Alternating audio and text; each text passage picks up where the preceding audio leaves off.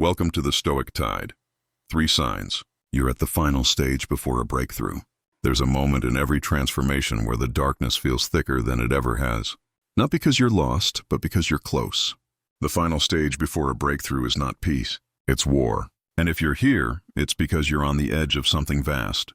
But first, it will try to break you. 1. You feel completely alone. Even when surrounded by people, there's a specific kind of silence that enters your life before everything changes. You begin to withdraw, not out of sadness, but instinct. You stop explaining yourself. You stop defending your values because you realize no one else can carry this weight for you.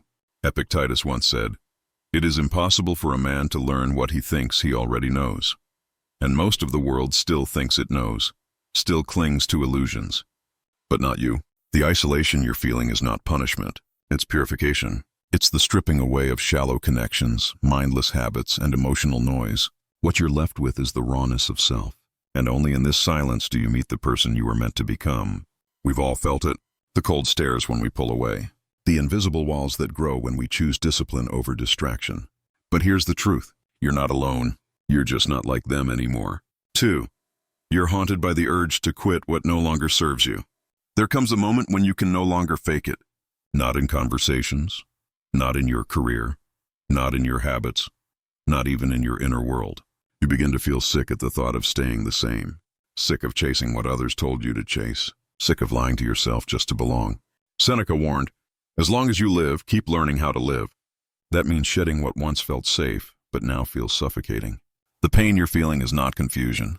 It's clarity. You're not lost. You're shedding your skin. But the world won't understand this process.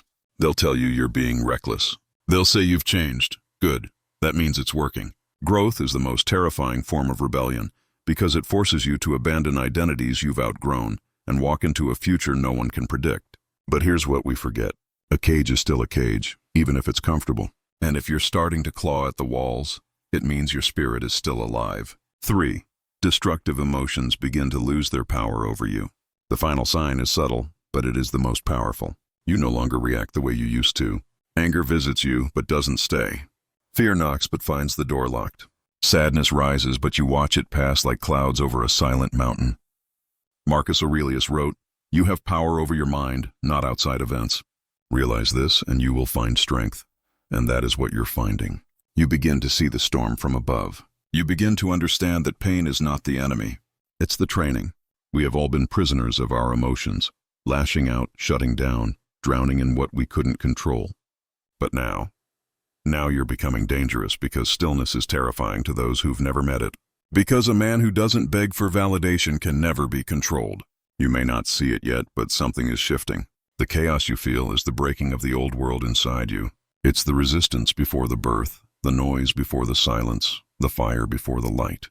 So if you're exhausted, if you feel the weight of walking alone, if you've started saying no without guilt, and if your inner storms are growing quiet, then hear me clearly.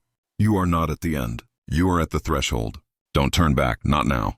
Not when you've come this far. Let them call you cold. Let them call you distant. Let them say you've changed. Because one day they'll call you unbreakable. And when that day comes, you'll realize you didn't break. You broke through. Let them sleep. We rise. If this message found you in the shadows, it wasn't by accident. Some of us weren't made to follow the noise. We were made to endure, to rise quietly, to master the war within. If you feel that fire burning deeper than before, subscribe the Stoic tide.